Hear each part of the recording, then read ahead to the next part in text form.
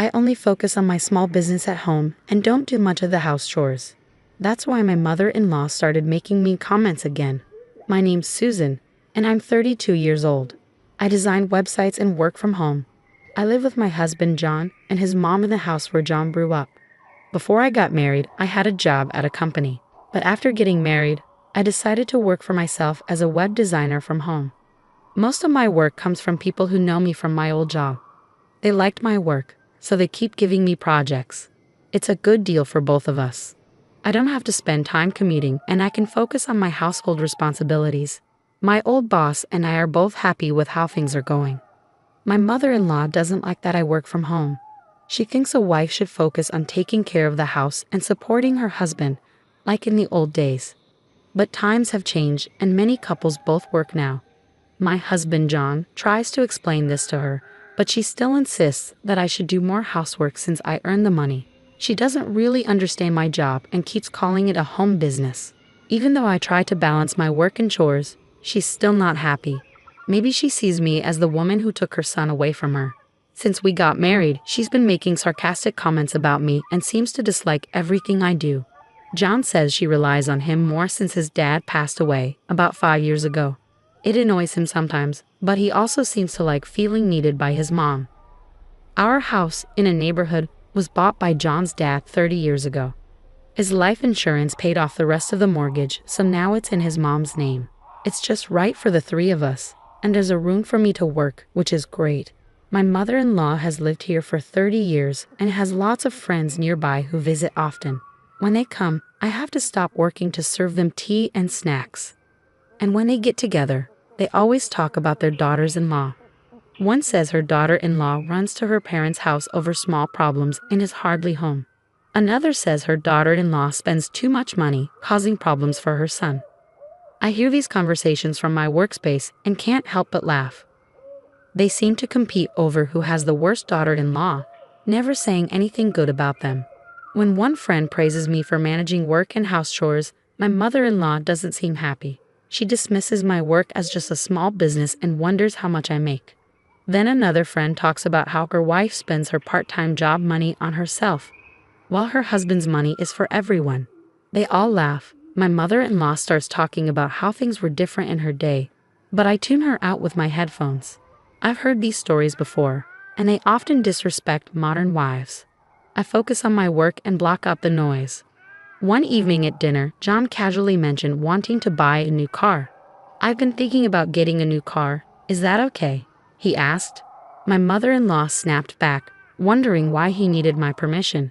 John quickly tried to calm her down, saying it would be a car for all of us, so he couldn't decide on his own. Despite John's explanation, my mother-in-law kept arguing with him. Since you're the only one with a driver's license, you should choose the car you want, she insisted. Poor John, who usually listens to his mother, looked at me for help. You decide, he said, feeling stuck. Frustrated, I told him, fine, don't keep asking for your wife's opinion, just make the decision yourself. John always checks with either me or his mother about everything. It's nice that he's considerate, but sometimes it's frustrating how unsure he can be. His dad, my father-in-law, used to make decisions on his own, and my mother-in-law often complained about it. Growing up seeing this, John thinks it's wrong to be too assertive. But my mother-in-law, who had a controlling husband, believes that's how a husband should be. My mother-in-law's dissatisfaction with John always seeking approval falls on me. She blames me, saying, Susan is always nagging John. That's why he's like this. I was surprised and didn't know how to respond. John chimed in, blaming me too, saying, yeah, Susan is always complaining. That's why I can't decide on my own. I tried to defend myself, but it didn't help. John always takes his mother's side. We've been married for 2 years, but he's never stood up for me in front of her. He apologizes later, saying I'm the most important to him, but I'm losing trust. He seemed caring at first, but he never backs me up. I'm starting to question our relationship. Kindness and indecisiveness are different. I wish he'd stand up to his mother. About a month later, John's new car arrived. The smell of a new car is the best. Let's all go for a drive on my next day off, he said happily. His excitement spread, even to my mother-in-law. She commented on the car's cost, hinting it was paid from John's salary. Ignoring her, John enjoyed exploring the car. I was shocked at its expense. There's a limit, even though I said he could choose, I thought. John came inside, still thrilled. I asked, "How much did it cost?" He casually replied, $60,000. Seeing my reaction, he asked, "But you said I could get any car, right?" My mother-in-law quickly sided with my husband, saying, "You let John decide, so don't complain now." While I did leave the decision to him, I also hope he consider our finances. Ignoring her, I asked my husband, "Where's the money coming from?" He hesitated, then admitted he was paying with a loan. Instead of addressing this, my mother-in-law shouted, "Susan, don't complain, you're not the one paying." I wasn't sure if she was mad because I ignored her or because of what I said to my husband, but she gave me a fierce glare. "You're always complaining, even though you're living off John's salary," she said harshly. I defended myself, saying, "I have a job too." But my mother-in-law dismissed it, saying I didn't earn much with my part-time job compared to John's $5,000 a month. I was about to explain that was my salary, but when I looked for my husband, he had disappeared. I couldn't take it anymore. My mother-in-law even went as far as saying she wanted a daughter-in-law like me to leave soon. I had been patient, but I was done. Discussing my salary seemed ridiculous, and I didn't care anymore. Feeling frustrated with my mother-in-law's comments and my husband's attitude, I couldn't understand why he caused this argument in the first place. His usual indecisiveness had sparked it all over again. "Okay, I'll leave then," I said, heading to my home office. I grabbed my laptop and essentials and left the house, telling my mother-in-law I'd come back for the rest of my stuff later. She glared at me with a frightening expression, while my husband stayed in his room. As I left, my still angry mother-in-law shouted, "Make sure you've signed the divorce papers next time you come here." Did you hear me? It shocked me to hear her use such harsh language for the first time. Ignoring her, I stormed out of my in-laws' house. I wasn't sure if she was angry because I said I would leave as she asked, or because I confronted my husband about the money. Regardless, I knew I wanted to leave the house as soon as possible. After storming out of my husband's parents' house, I went back to my own parents' house for the time being. My mom was surprised and asked what happened suddenly. My dad, seeing my unusual expression, seemed to understand the situation. "I don't know what happened, but you can stay here as long as you need to," he assured me. I didn't hear from my husband afterward. The man who used to cherish me before our marriage was nowhere to be found.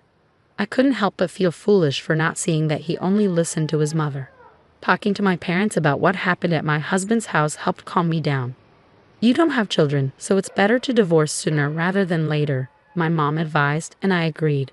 On the weekend, my father helped me move my belongings out of my husband's house. My husband was nowhere to be found, and my mother-in-law stayed in her room. Standing outside my husband's room, I called out, "Thank you for everything. Could you sign the divorce papers?" I slid the papers under the door. I signed. "Is this okay?"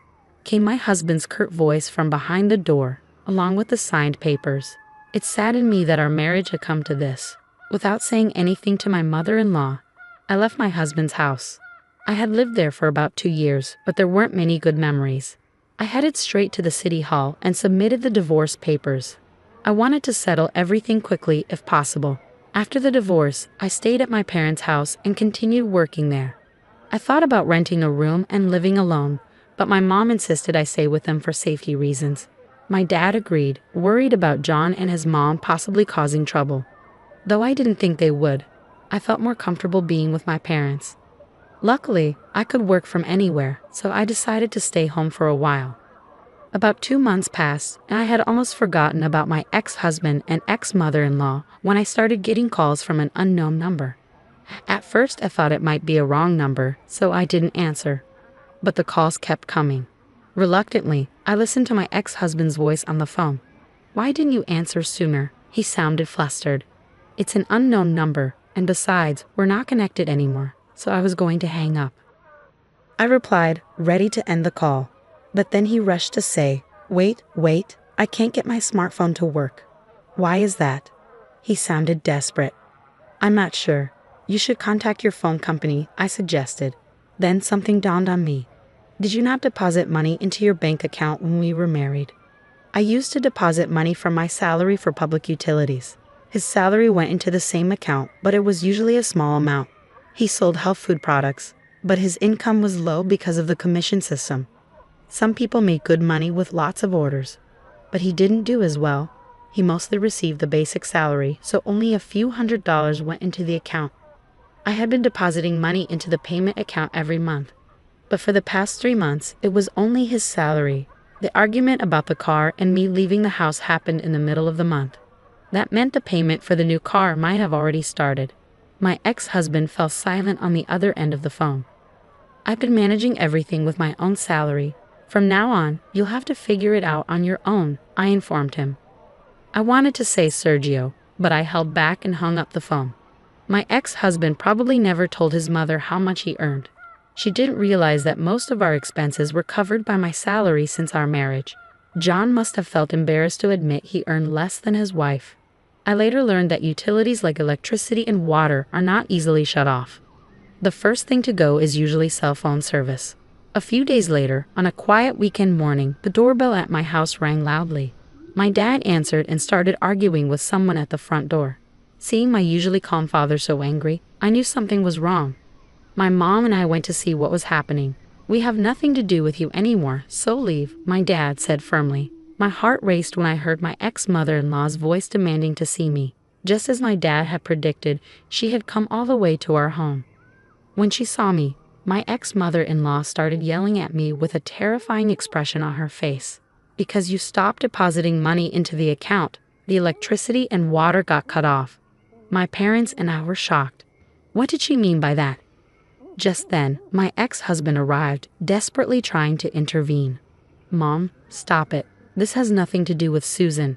But my ex-mother-in-law ignored John's attempts and kept yelling. "John makes $5,000. Why would the electricity and water get cut off? You're mistaken.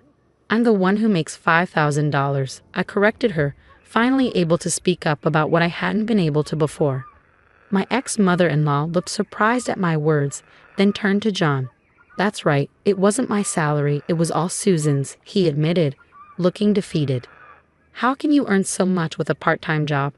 My ex-mother-in-law looked at me as if I had tricked her. "I've told you before, it's not a part-time job, it's a real job," I replied firmly. My ex-mother-in-law's face paled. "How much does John make?" she asked, her voice barely audible. "About $500 net," he answered quietly. There was a moment of silence, then my ex-mother-in-law said something unbelievable. "Susan, can't you come back?" The whole Weave Us thing was a joke, she pleaded, her tone low and submissive. It reminded me of someone trying to butter me up. "What are you talking about? I'm divorced. I have nothing to do with you two anymore." I declined firmly, but my ex-mother-in-law continued to plead with me in a familiar, overly familiar way. "You can just remarry John. If we start the paperwork now, it'll be fine." My dad intervened when I was too shocked to respond. "We're done with you. If you don't leave right now, we'll call the police," he warned, his voice firm. My ex-husband and ex-mother-in-law hurriedly left at the sound of my dad's intimidating tone. "If you show up again, I'm calling the cops right away," my father warned them as they left. "What a bunch of uncouth people," my mother remarked, astonished. My father seemed even more furious. "I'm glad you got out of that marriage, Susan." Later on, I heard updates about my ex-family from one of John's friends. John ended up selling his family home and land, moving into an apartment with his mother. He sold the new car too, using the proceeds to pay off remaining debts. However, instead of settling down, John wasted all his money on gambling. He vanished without a trace, leaving his mother behind, who developed dementia and had to be placed in a care facility. Meanwhile, I focused on my job and started living alone. Recently, I've begun dating a man I met through work. He's understanding about my divorce and is committed to his job. He's nothing like John, who relied on his wife's money for expensive purchases. Though we're not engaged yet, we both feel a strong connection and can see a future together.